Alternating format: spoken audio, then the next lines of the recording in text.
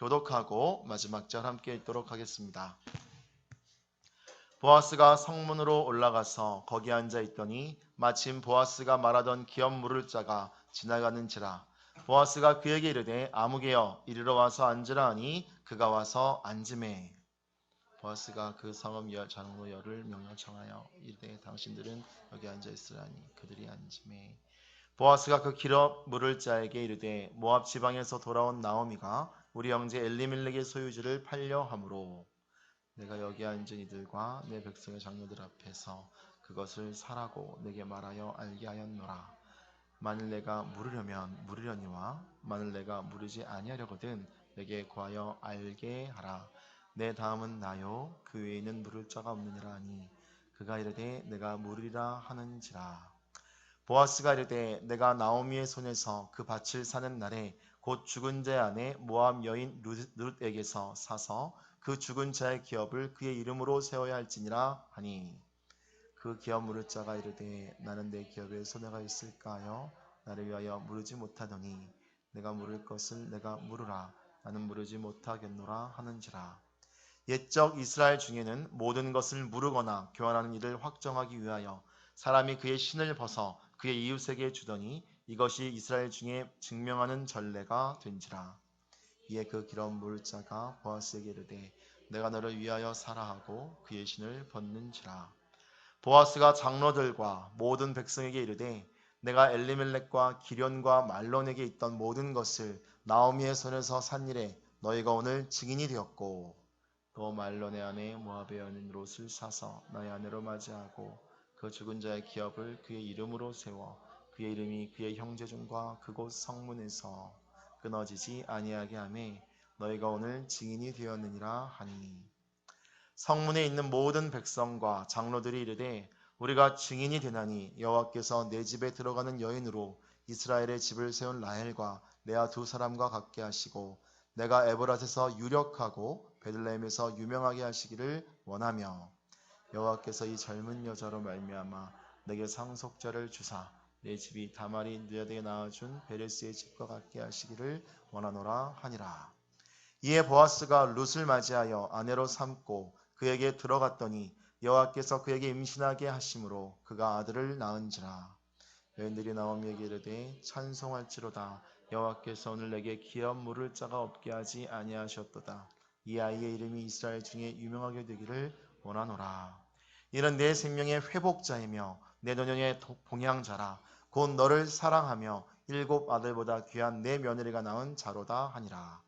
나오미가 아기를 받아 품에 품고 그의 양육자가 되니 그의 이웃 여인들이 그에게 이름을 지어주되 나오미에게 아들이 태어났다 하여 그의 이름을 오벳이라 하였는데 그는 다윗의 아버지인 이새의 아버지였더라. 베레스의 계보는 이러하니라. 베레스는 헤스론을 낳고 헤스론은 람을 낳았고 람은 암미나답을 낳았고 암미나답은 나손을 낳았고 나손은 살몬을 낳았고 살몬은 보아스를 낳았고 보아스는 오벳을 낳았고 함께 읽겠습니다. 오벳은 이새를 낳고 이새는 다윗을 낳았더라. 아멘. 이 시간 회복시키시는 하나님의 은혜라는 제목으로 최정호 전사님께서 말씀 전해주시겠습니다.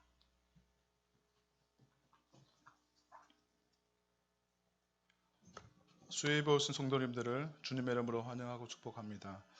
오늘 우리는 함께 읽었던 룻기 4장의 말씀을 통해서 회복시키시는 하나님의 은혜라는 제목으로 함께 말씀을 나누겠습니다.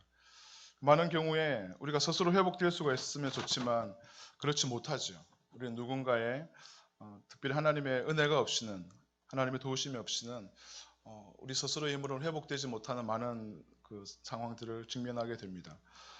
독일의 작가 그림 형제가 1812년에 발표한 유명한 동화가 있습니다. 이건 뭘까요? 제가 청년부 설교하고 초등부 설교를 많이 하다 보니까 질문을 많이 합니다. 그 질문한 초등부 아이들은 얼마나 대답을 서로 하려고 애를 쓰는지 모르는데 손을 마치 그 옛날에 코미디 프로에서 영구와 땡칠인가요? 보면 막 선생님 저요 하면서 막 손을 들었던 친구들 것처럼 초등부 아이들은 그렇게 대답합니다. 혹시 여러분 중에 그런 분이 없습니까? 1812년 독일의 작가 그림 형제가 지었던 우리가 다 알고 있는 유명한 동화. 네, 책을 많이 안 읽으셨군요. 저도 뭐 사실은 책을 많이 읽지 않았지만 백설공주와 일곱 난장이라는 그 동화가 있죠. 백설공주를 죽이고 자신이 세상에서 제일 아름다운 여인이 되고 싶었던 한 왕비가 기어코 숨어있는 백설공주를 찾아내어서 독이 든 사과를 그녀에게 먹입니다.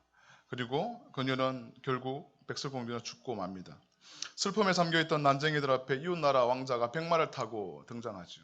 요한계시록에도 백마를 탄 사람이 등장하는데, 그래서 많은 이단의 교주들이 백마를 타고 사진을 찍고 자신들을 홍보하기도 합니다. 이 백설공주와 일곱 난장이에도 이웃나라 왕자가 백마를 타고 이 백설공주가 있는 곳으로 오고, 백설공주의 죽어있지만 너무나 아름다운 모습을 보며 그녀에게 키스를 합니다. 그러자 그 왕자의 키스를 받은 이 백설공주는 독이 든 사과를 목에 걸려 있었던 그 사과가 토하게 되고 그녀는 다시 깨어나게 됩니다.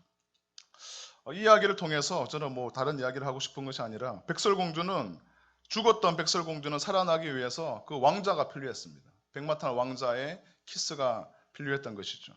지난 5주간 우리가 수요 예배를 통해서 은혜를 받았던 지금 룻에 대한 처참한 지경 가운데 자신의 힘으로는 어찌할 수 없는 이 인생의 많은 짐 때문에, 자신을 둘러싸고 있는 많은 인생의 어려움 때문에 어찌할 수 없이 고통과 고난 속에서 살아가고, 그럼에도 불구하고 회복의 기미가 전혀 보이지 않는 이 룻에게 나타난 보아스, 마치 백마탄 왕자 같은 이 보아스가 룻에게는 필요했습니다. 사랑하는 성도 여러분, 여러분에게도 이런 백마탄 왕자가 필요하지 않습니까? 때로는 죽어 있는 것 같이, 때로는 무력감으로, 때로는 좌절감으로, 때로는 어떤 상처들로 통해서, 때로는 하나님께, 때로는 사람에게 상처받고 좌절하고 낭망하여서 지금 주저앉아 있는 분들이 없습니까? 오늘 말씀을 통해서 회복시키신 하나님을 만날 수 있는 여러분 모두가 될 수 있도록 주님 이름으로 축복합니다. 여러분, 룻기를 지금 이제 이번 주가 6주째인데요. 룻기를 이제 6주 동안 한번 이렇게 쭉 빠지지 않고 들었던 분이라면 반드시 기억해야 할 단어가 있습니다. 바로 기업 물을 자이죠. 그리고 이것에 대한 히브리어 표현은 이스라엘 유대인들은 이것을 고엘이라고 했죠. 기업 물을 자, 이 말이 곧 고엘이고, 그 고엘이란 말이 지금 우리가 쓰고 있는 구원자, 구속자라는 뜻이죠. 그래서 우리는 이 룻기를 생각할 때 이 고엘이라는 기업 물을 자라는 단어를 반드시 기억해야 하고요. 그리고 사실은 이러한 이해가 없이는 구약 성경의 여러 부분들을 이해하기가 굉장히 힘듭니다. 특히 우리의 완전한 기업 무력자가 되어서 저와 여러분들을 이 처참한 죄악의 적용에서, 죽음에서, 사망에서 건지신 예수 그리스도를 기억하기 위해서는 하나님께서 율법으로 이스라엘에게 주셨던 이 고엘 제도, 기업 무력자에 대한 이해가 먼저 필요한 것이죠. 그래서 한 번만 더 마지막으로, 오늘 6주차 오늘이 이제 룻기 마지막이기 때문에 한 번만 더 정리하겠습니다. 하나님은 이스라엘 백성들이 애굽 땅에서 출애굽을 시키시고 40년 동안 광야를 행진하게 하신 뒤에 드디어 약속의 땅에 들어가게 하십니다. 그리고 그 지파들대로 가나안 땅을 분배해 주시죠. 땅을 분배해 주십니다. 그리고 하나님은 이것을 기업이라고 합니다. 이 기업은 자신의 소유가 아니라 하나님의 소유입니다. 하나님께서 그 각 지파대로 그 몫을 할당해서 하나님이 주신 것이고, 그래서 하나님의 것이기 때문에 이스라엘 백성들은 관리하는 청지기의 역할을 하기 때문에 영구히 어떤 이 자신에게 주셨던 이 기업을 팔 수가 없었습니다. 그래서 만들어진 제도가 희년 제도이죠. 설령 이 자신의 뭐 어떤 여러 가지 살다 보면 여러 가지 어려움이 있지 않습니까? 그래서 그 기업을 팔았다 하더라도 희년이 되면 다시금 그 원주인에게 돌려주는 제도가 이스라엘에게 있었죠. 이것이 희년입니다. 70년이죠. 70년이 되면, 희년이 되면 그 땅을 다시 이제 돌려주는 제도. 그래서 땅을 계약하거나 무엇을 계약할 때도 희년의 때에 맞춰서 계약을 합니다. 예를 들어서 어떤 이 땅이 70만 원이라고 할 때 이 희년의 첫 시작 1년 차 때 땅을 계약하게 되면 70만 원을 다 받습니다. 그런데 30년이 지나고, 희년에서 30년이 지나고 그 땅을 계약할 때는 70만 원을 받는 것이 아니라 40만 원을 받는 것이, 남아있는 땅의 그 기간만큼.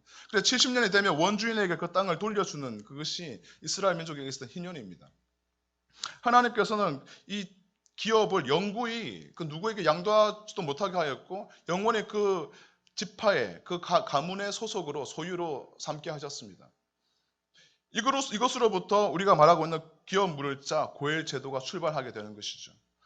하나님께서는 이 하나님의 백성들을 그들의 인생을 보호하시고 그들을 공급하시고 이 땅에서 생존하시게 하기 위해서 하나님 기업을 주셨고 그 기업을 지키게 하기 위해서 기업 물을 자 제도를 고엘 제도를 주셨던 것이죠. 그래서 어떤 사람이 어떤 이유에서든지 이 기업을 팔았다라고 했을 때는 그의 가까운 친척이 형제가 그 사람을 위해서 대신 값을 지불하고 그 사람의 기업을 사주는 제도, 이것이 기업 물을 자의 제도이고 이것이 그 사람을 고엘이라고 일컫는다고 했습니다. 이것의 확장된 개념이 계대기론 제도이죠. 수혼 제도라고 하는데 어떤 한 사람이 결혼을 하고 아들이 없이 후사가 없이 죽었다. 그러면 어떻게 됩니까? 하나님께서 그 가문에 주신 기업이 끊어지지 않습니까?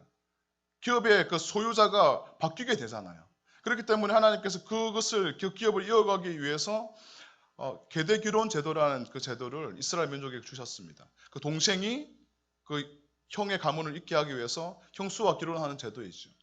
이것이 수혼법입니다. 이것은 우리의 문화로서는 잘 이해하기, 오늘날 2016년에 우리로서는 잘 이해할 수 없지만 하나님은 하나님의 백성 이스라엘을 보호하시기 위한, 하나님께서는 그들에게 공급자가 되시고 치료자가 되시고 회복자가 되시기 위한 하나님의 은혜의 방편으로 주신 것이 바로 이 고엘 제도 기업 물을 자였습니다. 베들레헴에 살았던 엘리멜렉의 가정은 흉년을 피하기 위해서 모압 땅으로 가게 되죠. 그리고 살기 위해서 갔던 그 땅에서 그들은 10년 만에 그 가장이었던 엘리멜렉이 죽고 두 아들 기럯과 말론이 다 죽게 되는 비극을 경험하게 됩니다. 그리고 그 땅에 이방 땅에 덩그러니 남겨져 있는 나오미, 그리고 그의 두 며느리 모압 여인 그 오르바와 룻. 이 사람들은 이제는 뭐 그 땅 가운데서 소유도 없고 의지할 가장도 없고 처참한 지경 가운데 있을 때 드디어 10년 전에 베들레헴에서 흉년을 피해서 도망왔는데 다시 하나님의 그 땅을 불쌍히 여기시고 자기 백성을 돌아보시고 양식을 주셨다라는 이야기를 듣게 됩니다. 그리고 하나님의 딸이었던, 하나님의 자녀였던 이 나오미는 다시 하나님의 그 은혜의 품으로 그분의 날개 그늘 아래로 피하기로 결정하게 됩니다. 그런데 이 나오미의 당연한 결정 앞에 두 며느리 오르바와 룻, 이방 여인이던 그들은 또 다른 선택을 하게 되죠. 그래서 오르바는 눈앞에 보이는 이익을 추구하면서 자신의 아버지 집으로 모압 땅으로, 모압의 그 신에게로, 그 모스에게로 돌아가게 됩니다. 그리고 오늘의 본문에 나와 있는 룻, 이 사람은 비록 어머니를 쫓아가는 것이 어떠한 안정감도, 어떠한 보장도, 어떠한 생애의 어떤 유익함도 보장해주지 않는다 하였지만 어머니와의 그 효성, 그리고 하나님 여호와 신앙을 버리지 않기로 결정하면서 어머니의 하나님이 나의 하나님이 되고 어머니가 묻히는 곳에 나도 묻히겠다라고 말하면서 결국 이 베들레헴으로 오게 됩니다. 순종을 하게 되죠. 믿음이 아름다운 선택입니다. 그러나 그는 아름다운 믿음의 선택을 했지만 실제로 베들레헴에 가보니까 여전히 그들은 가난했고 여전히 그들은 먹고 사는 문제에 혈안이 되었어야 되고 그래서 먹고 살고 죽지 않기 위해서 남의 밭에 가서 보리 추수 때 이삭을 주어야만 했습니다. 우리의 삶도 이와 비슷한 삶들이 있죠. 믿음으로 사는데 여전히 고난이 우리 가운데 있는 것들을 보면서 우리는 의아해 합니다. 그런데 이것이 끝이 아니죠. 가장 좋은 것은 아직 오지 않았고 하나님의 때는 아직 우리에게 임하지 않았다는 것들을 기억해야 합니다. 우연히 찾아간 이 보리를 줍는 그 밭에서 만났던 사람, 그 사람이 바로 보아스였죠. 자신의 기업 물을 자, 그 나오미와 엘리멜렉의 가정에 가장 가까운 친척 중에 한 명이었던 이 보아스를 만나게 됩니다. 그리고 우연히 찾아간 그 밭에서 마침 보아스가 그 밭에 나와서 이 보아스와 룻이 조우하게 되죠. 그리고 보아스를 통해서 룻은 은혜를 받게 됩니다. 양식을 많이 받게 되죠. 먹고 넘칠 만큼 양식을 받게 되고 그 소식을 전해 들었던 나오미는 이 룻에게 어떤 지시를 합니다. 이 사람 보아스는 우리의 가장 가까운 근족 중에 한 명이기 때문에 곧 기업 물을 자이기 때문에 너는 그 밭에 가서 이렇게 행하라라고 말합니다. 그 시어머니의 지시를 따라서 그리고 율법에 그 지정되어 있는 이 고엘 제도를 준수하기 위해서 룻은 밤에 보아스를 찾아가게 되고 그에게 이렇게 말합니다. 당신의 옷자락을 펴서 여종을 덮어주십시오. 은혜를 베풀어 달라는 말이죠. 당신이 이게 있는 이 기업 물을 자의 의무를 다해 달라는 말이죠. 그러자 이 보아스는 사실 나에게는 나는 당신의 기업 물을 자이지만 또 다른 한 명의 기업 물을 자가 있다. 내가 그에게 부탁을 하고 그가 만약에 거절한다면 내가 당신의 기업 물을 자가 되겠다라고 약속하면서 오늘의 말씀이 시작됩니다. 1절의 말씀을 한 번 더 읽어보겠습니다. 1절 시작. 보아스가 성문으로 올라가서 거기 앉아 있더니 마침 보아스가 말하던 기업 물을 자가 지나가는지라. 보아스가 그에게 이르되 아무개여 이리로 와서 앉으라 하니 그가 와서 앉으매. 지금 오늘의 이 배경이 되는 곳은 성문입니다. 베들레헴 성문이죠. 지금 우리에게는 뭐 성문하면 어디가 떠오르나요? 동대문, 남대문 뭐 이 정도, 그리고 뭐 북악스커에 있는 그쪽 정도 떠오르는지 모르겠지만 고대의 성문은 그냥 단지 지키고 통로를 막았던 그런 역할뿐만 아니라 마치 서울역 광장처럼 어떤 반가운 친구들을 만나거나 또 새로운 소식을 논의하는 그런 장소였습니다. 특히 이곳은 성문은 성읍의 대표들, 특별히 장로들이 백성을 만나고 율법을 판결했던 곳이 바로 고대의 성문이었습니다. 때를 따라서는 왕이 직접 이곳에 와서 백성들을 총사를 맡아 다스리기도 했으며 제사장들과 선지자들도 이곳에서 예언하고 가르치고 훈계하기도 했던 곳이 바로 이 성문이었습니다. 그래서 장로와 함께 성문에 앉는 것은 큰 명예로 여겨졌고 또한 성읍의 유력한 자만이 이 성문에 앉아서 어떤 일을 볼 수가 있었습니다. 여러 가지를 종합해 볼 때 이 성문은 정치와 경제와 그리고 사회적으로 굉장히 중요한 역할을 담당했던 곳이죠. 따라서 오늘 보아스가 이 성문에 올라갔다라는 사실은 보아스가 이 베들레헴에서 유력한 자이기도 하지만 장로들에게 이 기업 물을 자에 대해서 율법적인 판결을 받기 위한 공식적인 장소로 택했다라는 것들을 알 수가 있습니다. 보아스가 성문에 올라가서 거기 앉아 있는데 마침 이 보아스가 말하던 그 기업 물을 자가 지나가는 것이죠. 마침. 우리 하나님은 우연히와 마침 속에서 역사하시는 하나님이십니다. 우리가 뭐 2장에서도 우연히 보아스가 보아스의 밭에 갔는데 마침 그때 보아스가 나왔던 것처럼 보아스가 성문에 올라갔을 때 마침 또 하나님께서는 이 첫 번째 기업 물을 자가 지나가게 하십니다. 그리고 보아스가 그에게 말합니다. 아무개여 이리로 와서 앉으라 라고 말합니다. 여러분 성경에서 이 아무개여라고 이름을 또 명하지 않는 것도 굉장히 드뭅니다.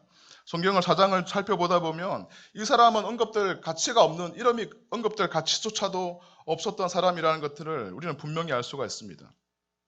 하나님께서는 하나님의 그 구원받은 자 이름을 생명책에 정확히 새기고 기록하신다고 하는데 우리의 이름이 주님 앞에서 아무개여 라고 기록되지 않고 최종호 또 최성훈 이렇게 정확하게 하나님의 이름, 우리의 이름이 하나님의 그 생명책에 기록되는 그런 은혜가 여러분 모두에게 있기를 주님의 이름으로 축복합니다.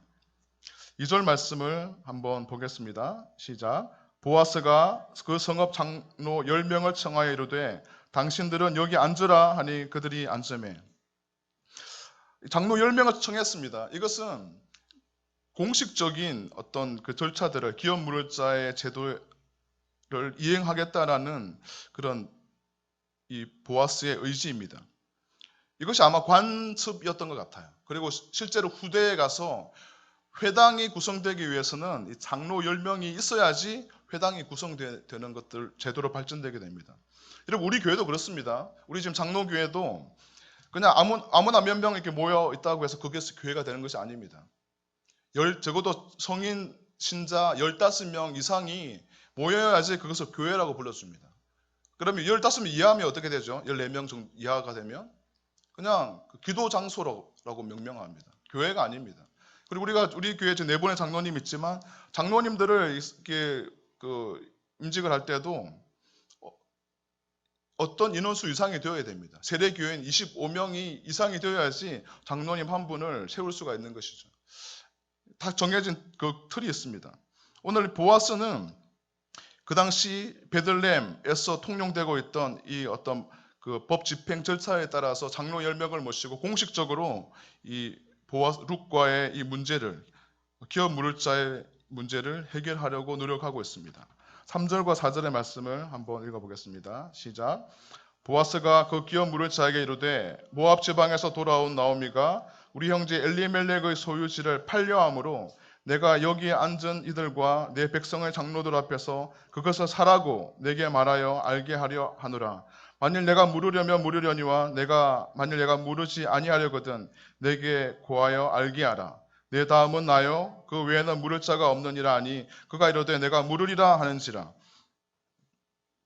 여러분 이게 막 물으다 이렇게 하니까 무슨 말인지 막 헷갈려서 복잡하시겠지만 대신 값을 주고 사다 이런 말입니다.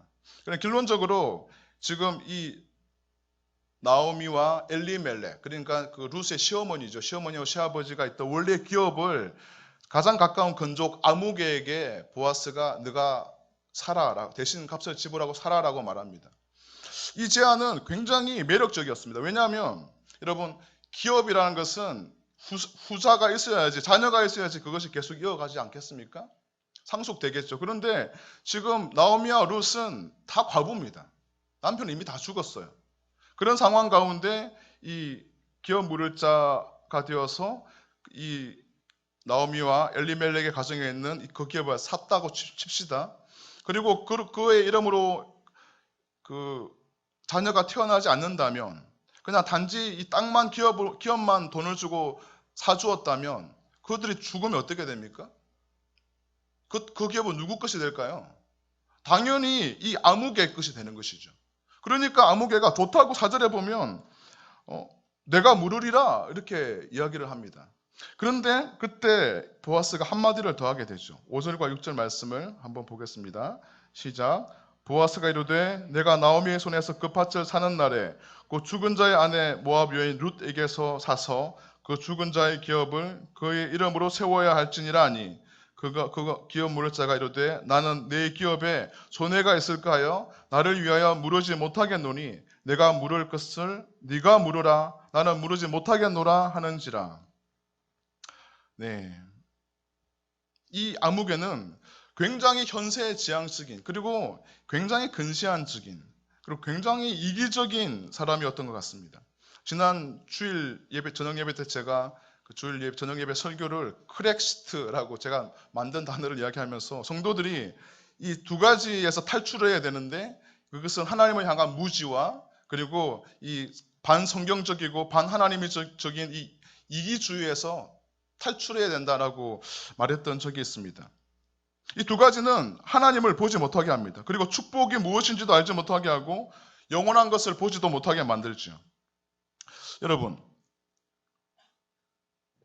믿음의 조상 아브라함이 있지 않습니까? 하나님께서 창세기 12장에서 너는 너희 본토 친척 아비의 집을 떠나 내가 내게 지시할 땅으로 가라. 내가 큰 민족을 이루리니 너는 복의 근원이 될지라 말씀하십니다. 그리고 나서 이 아브라함이 참으로 어처구니 없는 행동을 합니다. 그것이 무엇이었죠? 축복의 통로가 되겠다고 했는데 이 아브라함이 기근을 만나서 애굽으로 도망가게 됩니다. 그리고 애굽에 갔는데 자신의 아내 사라가 너무 예쁘니까 얼마나 예뻤는지 모르겠지만 너무 예뻐가지고 걱정을 하면서 그 애굽 사람들이 자신을 죽이고 그 사라를 취할까 봐서 너는 나의 부인이 아니고 나의 누이라고 하라라고 말하게 되죠. 그런 가운데 결국 그 아브라함의 생각대로 이 애굽의 사람들이 또 그 애굽의 왕 바로가 이 사라의 아름다움에 반해서 사라를 궁궐로 데리고 오게 됩니다. 그래서 밤에 하나님께서 그에게 꿈을 나타나서 이렇게 징계를 하게 되고 두려워서 그 모든 사실을 알게 된 바로는 네가 나에게 왜 이렇게 했냐라고 하면서 이렇게 원망하면서 그에게 많은 재물을 안겨주면서 애굽에서 나가게 합니다. 여러분, 이 상황을 어떻게 생각하십니까? 믿음의 조상 아브라함에게 하나님께서는 전혀 믿음의 조상답지 않는 좀 소인배 같은, 특히 남자로 볼 때는 저는 남자답지 못한 사람을 보면 화가 나는 사람 중에 한 명인데 전혀 이 사나이답지도 못하고 믿음의 조상답지도 않는 이 아브라함의 행동에 분노하게 되죠. 그런데 이상하게 하나님은 그런 아브라함의 편을 들어주십니다.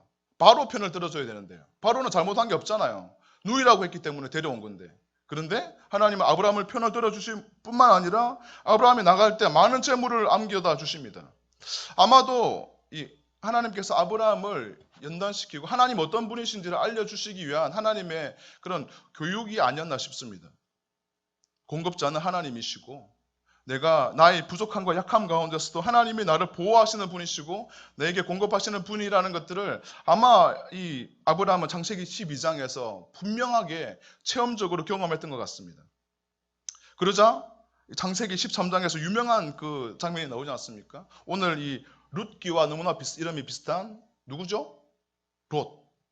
그 롯과 아브라함이 이 소유가 너무 많아가지고 한 곳에 거할 수 없게 되니까 이 아브라함이 네가 좌하면 내가 우하고 네가 우하면 내가 좌하겠다라고 할 때 이 롯은 이 소돔과 고모라를 택하게 되죠. 그리고 이 아브라함은 이 다른 땅을 택하게 됩니다. 왜 그렇게 할 수 있었을까요? 왜 아브라함이 그렇게 눈에 보이는 굉장히 지극히 현세지향적이고 기름지고 아름다운 이 소돔과 고모라를 눈앞에 보면서도 그리고 이 롯보다 더 이게 이 존수가 더 높음에도 불구하고 자기가 먼저 취할 수 있음에도 불구하고 왜 아브라함은 눈에 보이는 대로 따르지 않았을까요? 바로 창세기 12장에서 하나님은 그의 공급자가 바로 하나님이심을 알려줬잖아요. 눈에 보이는 것대로 하는 것이 아니라 하나님이 공급하시고 하나님이 보호하시고 하면 된다는 것을 아브라함은 경험했지 않겠습니까? 그러니까 그 소돔과 고모라 눈에 보기 너무나 좋은 젖과 꿀이 흐르는 땅처럼 보이는 그 땅도 포기할 수 있었던 것이죠. 그러니까 또 하나님은 아브라함의 그런 반응을 너무 이쁘게 보셨던 것 같아요. 뭐라고 말합니까? 네가 눈을 들어보라. 동서남북 좌우에 보이는 그 모든 땅을 너에게 줄 것이다 라고 말하지 않습니까? 눈앞에 보이지 않는 것, 보이는 것에 현혹되지 아니하고 그렇게 믿음을 따라갈 때 선택권을 양도할 때 하나님께서는 아브라함에게 풍성하게 채우시는 분이십니다. 또 나옵니다, 여러분. 창세기 바로 뒤에 14장과 15장에서도 롯이 잡혀갑니다. 잡혀가죠. 이방 민족에 잡혀가는데 아브라함이 쫓아가서 군대를 이끌고 가서 구해옵니다. 많은 전리품을 지어옵니다. 그런데 아브라함은 이 전리품에 전혀 관심이 없습니다. 그냥 이 군인들에게 쓸 소용되었던 것만 챙기고 나머지는 다 돌려줍니다. 그때 하나님은 창세기 15장에서 뭐라고 말하는지 아십니까? 내가 너의 상급이요 내가 너의 방패다. 하나님 자신이 눈앞에 보이는 이 어떤 전리품 얼마가 몇 푼이 이 자신의 아브라함의 상급이 아니라 바로 나 여호와가 너의 방패가 되고 너의 상급이 될 것이다 라고 하나님이 말씀하셨어요. 사랑하는 성도 여러분, 여러분은 지금 믿음으로 살고 있지 않습니까? 예수를 그리스도로 고백하며 전능하신 하나님이 우리의 아버지이심을 고백하고 그분이 나의 공급자시고 나의 보호자시고 나의 치료자이심을 믿으며 살아가지만 정말로 우리의 삶 가운데 우리가 정말로 추구하고 있는 것은 눈에 보이는 것이 아닌지요. 이 아무개는 그랬습니다. 아무개. 그것은 아무개 신앙 정도 될 것 같습니다. 아무개, 우리의 이름이 아무개 정도 된다면 눈에 보이는 것, 이것을 쫓아 살면서 이것이 나에게, 나의 기업에 유익이 되지 않을까 해서 나는 물르지 못하겠다. 네가 물러라.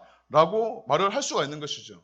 하지만 전능하신 그 하나님이 나의 구주가 되시고 그 하나님이 나의 보호자가 되시고 나의 공급자가 되시는 것을 신뢰한다면 믿음의 사람 아브라함처럼 그렇게 눈에 보이는 것을 쫓아서 적어도 현세지향적인 것으로 썩어 없어질 것들을 구하며 영원한 것들을 포기하는 그런 어리석음을 범하지 않을 것입니다.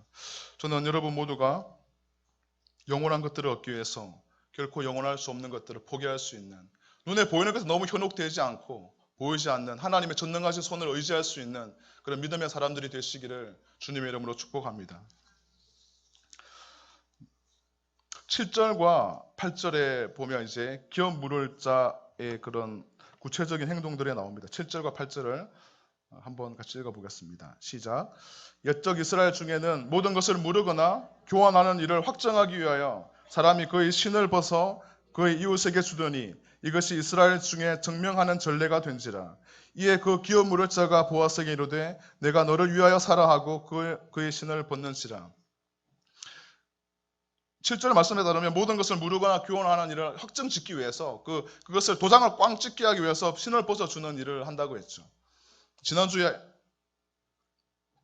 함께 나누었던 것은 기업을 무르지 않는 자에게는 이 침을 뱉고 그리고 이 샌들을 벗어서 따귀를 때린다고 그런 이야기를 나누었는데 오늘은 기업 무르는 그런 어떤 행위를 확정짓기 위해서 신을 벗는 일을 한다고 했습니다. 권리를 포기하는 것이죠. 신은. 이것은 우리가 너무나 잘 알고 있는 아브라함과 여호수아에게 그대로 나오지 않습니까? 하나님께서 아브라함을 이 출애굽하는 지도자로 이스라엘 지도자로 세우실 때 부르십니다. 불 가운데 타지 않는 떨기불 가운데 하나님이 임하시면서 아브라함에게 이렇게 말합니다. 아브라함아, 아브라함아, 내가 선 곳은 거룩한 땅이니 내 발에서 신을 벗으라. 무슨 말입니까? 왜 신을 벗으라고 할까요? 노예는 신은 안 신죠. 그 당시 때. 신을 벗으라 이 말은 너의 모든 권리를 다 포기하라. 네가 생각하고 네가 계획하고 네가 추진하고 싶어하는 네가 이러저러 하고 싶어하고 너의 의와 그 모든 것들을 네가 할 수 있다고 생각하는 그 모든 것들을 다 내려놓으라. 너의 그 모든 권리를 나에게 양도하라. 내가 너의 민족을 인도할 것이다. 라는 하나님의 말씀이시죠. 마찬가지로 여호수아가 이제 요단강을 건너서 여리고성 앞에 가나안 땅에 들어가서 이제는 본격적인 여리고 그 가나안 점령 전쟁을 해 나가기 직전에 여리고성 싸움을 앞두고 있을 때 하나님 여호수아에게 똑같이 말씀하시잖아요. 여호와의 군대 장관이 여호수아 앞에 칼을 들고 서서 내가 선 곳은 거룩한 땅이니 내 발에서 신을 벗으라 말합니다. 우리의 권리를 내려놓는 것, 내 권리를 하나님이 일하시게 하기 위해서 포기할 수 있는 것, 이것이 우리의 믿음의 표시죠. 나에게 믿음이 있는가? 내가 그리스도 예수를 나의 구주로 고백하고 그분이 나의 구주이자 나의 하나님이신가? 나의 삶의 주권자인가? 아닌가를 결정적으로 알 수 있는, 내가 나를 테스트할 수 있는 가장 명확하고도 분명한 것이 내가 나의 권리를 추구하고 있는가? 내 신발을 그대로 신고 있고 신발을 안 벗으려고 신발끈을 잔뜩 조여매고 있는가? 아니면 나의 모든 재정과 나의 시간과 나의 계획과 나의 모든 감정조차도 모든 권리를 주님 영광 위해서 주님 뜻을 이루기 위해서 내려놓는가? 이것이 우리가 누구 편에 서 있는가? 우리가 그분을 참으로 믿고 있는가? 아닌가를 결정할 수 있는 가장 분명하고도 확실한 것이죠. 저는 여러분 모두가 이 아무개처럼 그냥 신발을 이렇게 벗어주는 그런 자가 아니라, 허망한 것을 위해서 신발을 벗는 자가 아니라 전능하신 하나님께서 하나님의 뜻을 우리의 작은 삶을 통해 이루시는 그 영광스러운 일에 우리의 신발을 벗어드릴 수 있는, 우리의 모든 권리를 내려놓고 하나님의 권리를, 하나님의 뜻을 우리를 통해 이루어가는 그런 성도로서의 삶을 살아갈 수 있기를 주님의 이름으로 축복합니다. 9절과 10절 말씀을 한번 읽어보겠습니다. 시작. 보아스가 장로들과 모든 백성에게 이르되 내가 엘리멜렉과 기룡과 말론에게 있던 모든 것을 나오미의 손에서 산 일에 너희가 오늘 증인이 되고 또 말론의 아내 모압 여인 룻을 사서 나의 아내로 맞이하고 그 죽은 자의 기업을 그 이름으로 세워 그 이름이 그 형제 중과 그곳 성문에서 끊어지지 아니하게 하매 너희가 오늘 증인이 되었느니라 하는지라. 증인을 잡는 것이죠.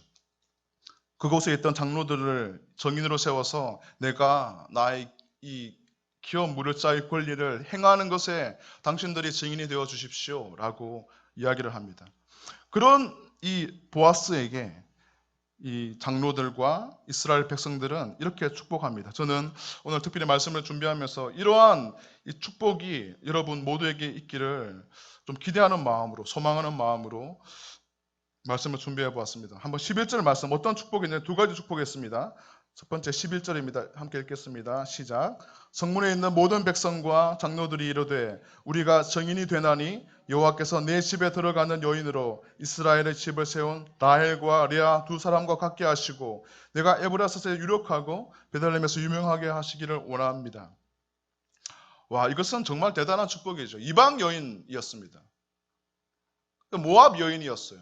여호와의 회중에 들지도 못하겠다고 율법에서 금하였던 이 모압 여인, 이방 여인이 지금 이스라엘 민족을 세운 12지파의 그 출발이 되었던 야곱의 두 아내 라헬과 레아, 이 두 사람과 지금 동격으로 사람들이 놓고 그들을 축복하고 있습니다. 이것은 단순히 그녀들을 통해서 나타나게 될 자녀들만 언급한 것이 아니라 이 라헬과 레아의 두 사람과 같게 하시고, 이 말은 너를 통하여서 이제 이스라엘 민족이 새로운 출발을 하게 되기를 원한다. 마치 야곱의 부인 라헬과 레아를 통하여서 12명의 거기 또 시녀들 있었죠. 2명의 시녀들을 통하여서 12아들이 세워지고 이스라엘 민족 12지파가 출발되었던 것처럼 바로 이 보아스와 룻의 기론을 통해서 너에게 그런 축복이 있기를 원한다. 이스라엘 민족을 세워나가는, 하나님의 집을 세워나가는 그런 은혜가 있기를 원한다라고 축복하는 엄청난 축복을 지금 베들레헴 사람들은 쏟아내고 있습니다. 사랑하는 성도 여러분,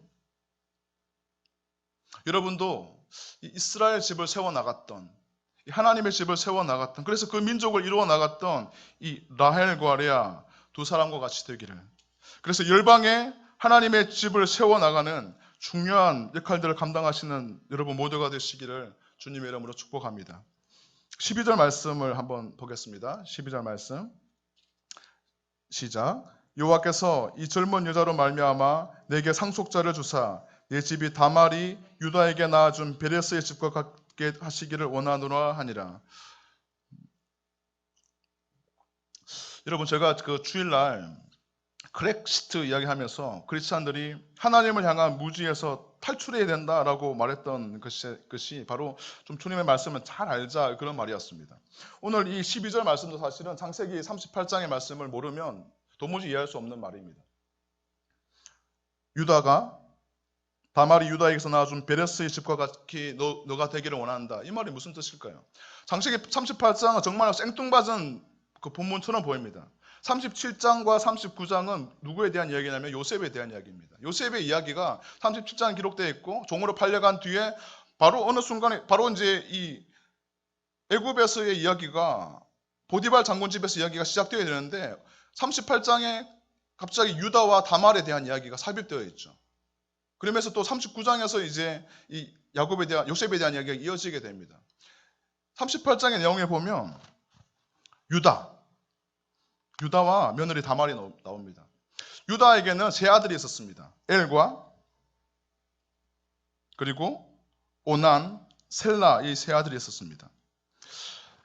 이 엘의 아내가 다말이었죠. 그러니까 이 유다의 첫 번째 아내의 첫 며느리가 다말이었어요. 그런데 하나님 보시기에 이 엘이 이 죄악이 많았어요. 하나님 보시기에 악했어요. 그래서 하나님께서 이 엘을 죽이셨어요. 무슨 이유인지 모르겠습니다. 창세기 38장에 이렇게 기록되었습니다. 여호와 보시기에 악했기 때문에 하나님께서 그를 죽였다고 합니다. 그러니까 이 다말은 지금 후자가 없이 아들이 없이 남편을 잃은 경우이죠. 이때는 어떤 법이 적용되어야 됩니까? 고엘 제도, 수혼법이 적용되어야죠. 그러니까 이 둘째 아들 오난을 이 다말과 결혼을 시켰죠. 그 형 엘의 가문을 이어가기 위해서. 그런데 이 엘이 가만히 생각해 보니까 아마도 이 아무개와 너무나 비슷했던 것 같아요. 가만히 생각해 보니까 자신이 뭐 이익 볼 것이 없거든요. 자신에게 이익될 것이 없으니까 이 그 형수 다말과 결혼 관계를 하면서 이 동침을 하면서 이 땅에다가 설정을 하게 되었어요. 아들을 낳기 싫어가지고. 그것이 하나님 보시기에 악했죠. 율법을 거스르는 것이었으니까. 하나님의 뜻을 거스르는 행위였으니까요. 그러니까 하나님 또 이 둘째 아들 오난도 죽였어요. 그러니까 여러분 부모의 입장에서 생각해 보십시오. 여러분 유다라면 이 세 번째 막내 이제 하나 남은 셀라를 이 다말에게 주고 싶겠습니까? 안 주고 싶죠. 죽을 수도 있는데 어떻겠습니까? 또 게다가 또 마땅히 좋은 핑계가 생겼습니다. 이 셀라는 어렸습니다. 그래서 이 뭐 다말과 결혼을 하더라도 이 아들을 낳을 수 있는 동침할 수 있는 상황이 아니었어요. 그래서 이 다말을 자기 친정에 보냅니다. 그러면서 이 셀라가 클 동안에 너는 아버지 집에 있다가 오너라 이렇게 했는데 정작 이 유다의 마음에는 이 다말에게 자기 막내 셋째 아들을 줄 생각이 없었습니다. 그걸 이제 이 다말이 알았던 것이죠. 우리 시아버지는 나에게 후사를 잇게 할 생각이 전혀 없으신 분이구나 이걸 알게 되었어요. 그러던 중에 슬픔이 찾아왔습니다. 유다의 아내가 죽게 되었어요. 그래서 장례를 치르고 슬픔 가운데 있다가 이 유다가 딥나라는 곳에 양털 깎는 곳으로 가게 되었어요. 그 이야기를 이제 누가 이 다말에게 해주었습니다. 그러니까 다말이 자신의 상복을 그때까지 상복을 입고 있었나 봐요. 성경 기록에 의하면 옷을 벗고 얼굴을 가렸어요. 너울로 얼굴을 가리고 구약에서 얼굴을 가리는 것은 창녀였다고 합니다. 너울로 얼굴을 가리고 그리고 이 딥나로 가는 길에 앉아 있었어요. 그러니까 이 아내를 잃고 슬픔 가운데 있던 이 유다가 무슨 생각인지 모르겠는데 이 자신의 며느리 다말이 너울을 가리고 얼굴을 가리고 있으니까 장녀인 줄 알고 나와 동침하자라고 이야기를 합니다. 그러니까 이 다말이 그러면 나에게 무엇을 주겠느냐 하니까 염소 새끼를 한 마리 주겠다라고 하죠. 좀 내용이 은혜가 되지 않습니다, 여러분. 이해하고 들으십시오.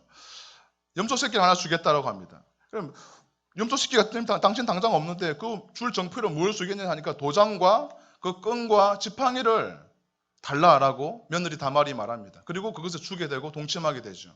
그리고 그들은 헤어지게 됩니다. 그리고 이 유다가 자기 친구 자기가 가기에 미안했는지 쑥스러웠는지 자기 친구에게 그 딥나로 가는 길에 장녀가 한 명 있으니까 가서 이 염소 새끼를 주고 그 도장과 끈과 지팡이를 받아오라 했는데 가보니까 없죠. 그러니까 이 유다가 내가 부끄러움을 당할까 보다라고 하면서 그 자신이 동침했던 그 여인을 찾기를 그만두게 됩니다. 그리고 3개월이 흘렀습니다. 그런데 어떤 사람이 전해오기로 당신의 며느리 다말이 간음을 했다. 지금 임신한 상태에 있다. 율법에 의하면 때려 죽여야죠. 불에 태워 죽여야죠. 그래서 끌고 오라고 말합니다. 그리고 불에 태워 죽이려고 할 때 이 며느리 다말이 이 정표를 봐라. 누구의 것이냐? 이 도장과 이 끈과 이 지팡이가 누구 것이냐라고 말할 때 유다가 그걸 보면서 이렇게 말합니다. 그는 나보다 옳도다. 내가 그를 내 아들 셀라에게 주지 아니하였음이로다 하고 다시는 그를 가까이 하지 아니하였더라. 이때 이 다말은 두 아들을 쌍둥이를 낳습니다. 그 중에 하나가 베레스였죠. 지금 이 베들레헴의 사람들은 이 다말에게 이 룻에게 내 집이 다말이 유다에게서 낳아준 베레스의 집과 같이 되기를 원한다라고 말합니다. 이 말은 무슨 말일까요? 이 하나님께서 이 이스라엘 백성들을 보호하기 위하여 주신 이 고엘 제도, 그리고 이 고엘 제도의 주인은 하나님이시거든요. 이것을 이루어 가시는 분은 하나님이신데 그것을 통해서 가문이 이어졌고 지금까지 오게 되었던 그 유다의 집과 같이 바로 너도 정말 자격이 없지만 너도 다말처럼 이방인이지만 너는 정말 이게 보아스의 가문에 들어올 만한 자격이 없지만 그렇지만 너를 통하여서도 이 베레스가 태어난 것처럼 그렇게 너에게도 하나님 그런 은혜를 주시기를 원한다라는 말이죠. 이것은 궁극적으로 하나님께서 이스라엘의 기업을 보호하시고 유지시키시는 그 하나님의 주권적인 은혜를 가리킵니다. 사랑하는 성도 여러분, 저와 여러분들이 구원받고 이곳에서 하나님을 예배하고 저는 전도사의 직분으로 여러분은 성도로 어떤 분은 장로님으로 어떤 분은 집사님으로 권사님으로 하고 있는 것이 우리의 공로로 우리의 일을 통해서 되어진 것이 아니지 않습니까? 오직 저항할 수 없는 하나님의 은혜 때문에 무조건적으로 선택되어서 그 은혜로 말미암아 이곳에서 하나님 예배하는 것처럼 그렇게 우리에게 주어진 모든 삶을 하나님, 특별히 이 회복시키시는 하나님, 다말을 회복시키시고 그리고 룻을 회복시키셨던 그 하나님의 은혜를 날마다 경험하는 여러분 모두가 되시기를 주님의 이름으로 축복합니다. 이제 이 12장까지 말씀을 통하여서 무너졌던 룻의 가정을 일으켜 세울 수 있는 모든 준비가 마무리되었습니다. 그리고 13장에서는 이제는 새로운 생명이 잉태되게 됩니다. 13장 말씀 한번 같이 읽어보겠습니다. 시작. 이에 보아스가 룻을 맞이하여 아내로 삼고 그에게 들어갔더니 여호와께서 그에게 임신하게 하심으로 그가 아들을 낳은지라. 여러분, 룻기 1장 1절부터 5절까지는 철저하게 그 죽음의 이야기였습니다. 슬픔의 이야기였죠. 흉년의 이야기였고 흉년을 피해서 갔더니만 거기서 경험하게 되는 것은 남편 엘리멜렉의 죽음과 기런과 말론의 죽음이었습니다. 비극으로 시작했습니다. 하지만 하나님께서는 이 비극적인 한 가정의 이야기를 이 마지막에 와서는 이제 희극으로 기쁨의 소식으로 반전시키시는 하나님이 등장하게 됩니다. 이 기쁨의 시작은 누구였습니까? 죽음에서 생명이 지금 잉태되고 있는 이런 상황으로 이어져 가게 되는 그 첫 단추가 되었던 그 출발점이 누구였습니까? 저는 이것을 기억함이 우리 성도들에게 너무나 유익이 된다고 생각됩니다. 특별히 슬픔과 고통과 어려움 가운데 낙심하고 있는 자들 가운데 내 힘으로 도무지 일어날 수가 없는데 내가 도대체 무엇을 붙잡고 일어나야 되는가? 나는 힘이 없다라고 말하는 자들에게 오늘의 이 말씀은 위로가 되죠. 우리의 기쁨과 우리의 회복의 시장은 우리의 힘으로 우리의 공로로 말미암는 것이 절대 아닙니다. 하나님께서는 이 그 룻기 1장 1절부터 5절까지 죽음의 소식 가운데 절망 가운데 있던 이 나오미와 룻에게 찾아오셔서 하나님께서 다시 자기 백성을 돌보신다는 그 은혜의 소식을 듣고 출발되었던 것이 바로 오늘 이 4장의 이야기까지 오게 되었지 않습니까? 철저하게 은혜는 하나님으로부터 시작됩니다. 철저하게 회복은 우리의 힘으로 되어지는 것이 아니라 하나님으로부터 시작한다는 것. 그리고 그 은혜를 향한 우리의 작은 순종이 마치 룻의 작은 순종이 보아스를 만나게 하시고 보아스를 만나게 하시니까 이제는 자신의 가문을 회복시킬 뿐만 아니라 마지막에 상표 나누겠지만 온 인류의 구주가 되시는 예수 그리스도 그분의 조상이 되는 그 영광을 누리게 되는 것이죠. 사랑하는 성도 여러분, 룻과 나오미의 슬픔이 변하여서 기쁨이 되게 하신 하나님은 저와 여러분들의 오늘 경험하고 있는 그 모든 슬픔과 낙심 속에서도 회복의 하나님으로 찾아오셔서 우리에게 기쁨을 주실 수 있는 분이시라는 것을 믿으시기를 바랍니다. 시편 40편에서는 이렇게 말합니다. 내가 여호와를 기다리고 기다렸더니 나를 귀를 기울이사 나의 부르짖음을 들으셨도다. 나를 기가 막힐 웅덩이와 수렁에서 끌어올리시고 내 발을 반석 위에 두사 내 걸음을 견고하게 하셨도다. 사랑하는 성도 여러분, 그리고 이 룻기를 통하여서 깨달을 수 있는 중요한 교훈은 이 보아스가 룻의 기업 무릇자가 되어서 희생과 수고의 대가를 지불하고 룻을 구원해 주었던 것처럼 바로 예수 그리스도께서 우리의 기업 무릇자, 곧 우리의 완전한 고엘과 구원자가 되셔서 아무리 노력하고 수고해도 우리가 어떤 대가를 지불해도 죄와 사망에서 벗어날 수 없어서 신음하던 우리를 구원하기 위해서 우리를 대신하여서 십자가에서 죽으심으로 우리에게 영원한 생명을 주셨다는 것입니다. 우리는 이 구약의 룻기를 통하여서 우리 죄를 대속하신 예수 그리스도까지 우리는 연결할 수 있어야 됩니다.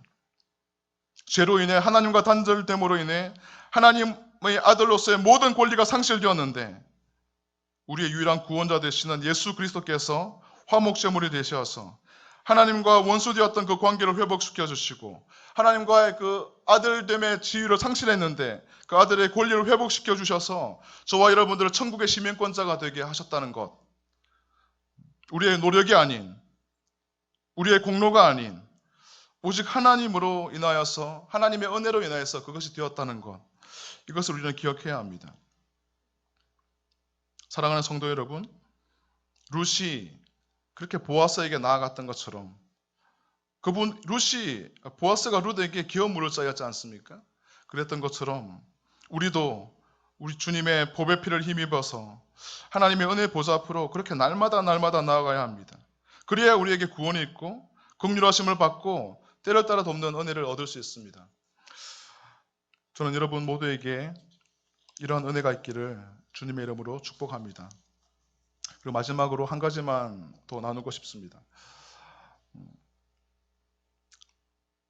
보아스는 룻에게 기업 무릇자가 되어 주었습니다. 아무개는 그것을 포기했죠. 눈앞에 보이는 이익을 쫓아서 살아갔던 대가를 지불하지 않으려 했던 아무개는 그 영광을 잃어버렸습니다. 하지만 보아스는 돈을 지불했겠죠. 그리고 그의 이 시간을 지불하고 여러 가지 대가를 지불하면서 이 룻의 기업 무릇자가 되는 그 좋은 편을, 영원한 편을 택했습니다.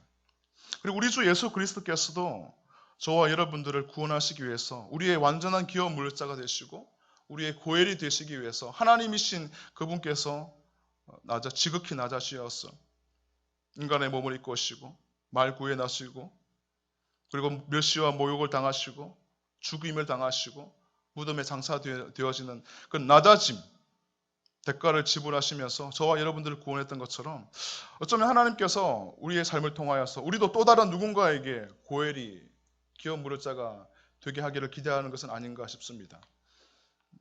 여러분은 누구의 기업 무릇자가 되실 수가 있습니까? 여러분은 아무개처럼 그렇게 손해보기 싫으니까, 대가를 지불하기 싫으니까, 영원한 것은 관심이 없고 그냥 눈앞에 보이는 이 썩어 없어질 것들을 얼마나 더 많이 움켜쥐는 자의 혈안이 되어서 그렇게 하나님께서 우리에게 주시는 이 자녀로서의 삶을 허비하고 있지는 않습니까? 우리는 또 다른 누군가에게 고엘이 되어야 합니다. 우리는 또 다른 누군가의 기업 무릇자가 되어야 합니다. 또한 한 개인을 넘어서서 우리는 또 다른 누군가에게, 어떤 민족에게 고엘이 되어야 합니다. 하나님은 우리를 제사장 나라로 부르셨지 않습니까? 이것은 우리의 교회가 모토가 아닙니다. 하나님의 우리의 부르심이 제사장 나라입니다. 나를 통하여서 열방이, 우리 교회가 추구하고 있는 이 복음 통일의 사명을 위해서 북한을 품어야 합니다. 그래서 저는 인도를 품고 있습니다. 그리고 어떤 사람들은 이번 아울리치를 통하여서 미얀마를 품을지도 모르겠습니다. 우리는 저마다 다 다른 상황은 다르겠지만 나의 작은 삶을 통하여서 열방이 예수 그리스도, 우리의 완전한 고엘과 구원자가 되시는 그분을 만날 수 있도록 우리의 삶을 통하여서 대가를 지불하며 주님이 우리를 고엘을 부르셨기에 저와 여러분들이 고엘이 되는 그런 축복을 누릴 수 있는 우리 모두가 되시기를 주님의 이름으로 축복합니다. 말씀을 기억하면서 함께 기도했으면 좋겠습니다. 오늘 우리는 회복시키시는 하나님의 은혜라는 제목으로 룻기 4장의 말씀을 함께 나누었습니다. 보아스가 없이 룻은 결코 그의 처참한 지경에서 헤어놓을 수가 없었습니다. 그래서 하나님은 은혜를 베푸시고 먼저 찾아가 주시고 룻의 작은 순종을 통하여서 자신의 이생의 삶뿐만 아니라 그 영생까지, 그리고 이방 여인이었던 그를 통하여서 다윗이 태어나게 하시고, 또한 28대 뒤에 온 세상의 구주가 되시고 고엘이 되시는 예수 그리스도, 그분이 바로 이 룻의 가문을 통하여서 등장하게 됩니다. 오늘 우리는 우리를 또한 누군가의 기업 물을 자로 부르시는, 누군가의 고엘로 부르시는 그 하나님의 말씀에, 그 거룩한 부름 앞에 순종해야 합니다. 아무개처럼 그렇게 이 현세지향적인 삶으로, 지극히 이기적인 삶으로 하나님이 우리를 향한 거룩한 부름을 외면할 수는 없습니다. 하나님, 오늘 이 룻기 4장의 말씀이, 아니 룻기 전체를 통하여 말씀하시는 그 하나님의 그 은혜가 나의 가슴에 새겨지게 하시고, 부족하지만 나의 삶도 누군가에게 고엘이 되어서, 누군가의 기업 무릇자가 되어서 생명 대신 예수 그리스도를 만날 수 있는 그런 다리의 역할을 감당할 수 있도록 하나님 축복해 주십시오. 또한 나의 작은 삶을 통하여서 열방이 아직도 단 한 번도 그들의 생애 가운데 예수가 그리스도이심을 듣지 못하고 죽어가고 있는 7,000개 넘는 미전도 종족들 가운데 그들이 바로 예수가 우리의 구원자이시며, 바로 예수가 우리의 처참한 지경에서 건져내실 유일한 구원의 길이심을 전할 수 있는 그런 생명과 축복의 통로가 될 수 있도록 하나님 열방의 고엘로 나를 세워주시옵소서. 우리 주의 이름을 한번 부르고 기도하시겠습니다. 주여, 하나님 아버지 감사와 찬양을 드립니다. 지난 6주 동안 수요 예배를 통하여서 룻기 말씀을 한 절 한 절 나누며 하나님 온 세상의 구주가 되시며 우리의 구주가 되시어서 하나님 마치 처참한 지경에 있던 아무런 소망도 없는 룻에게, 나오미에게 먼저 찾아가 주시고 그들에게 은혜를 베풀어 주시고 룻의 작은 순종 하나를 귀하게 보시며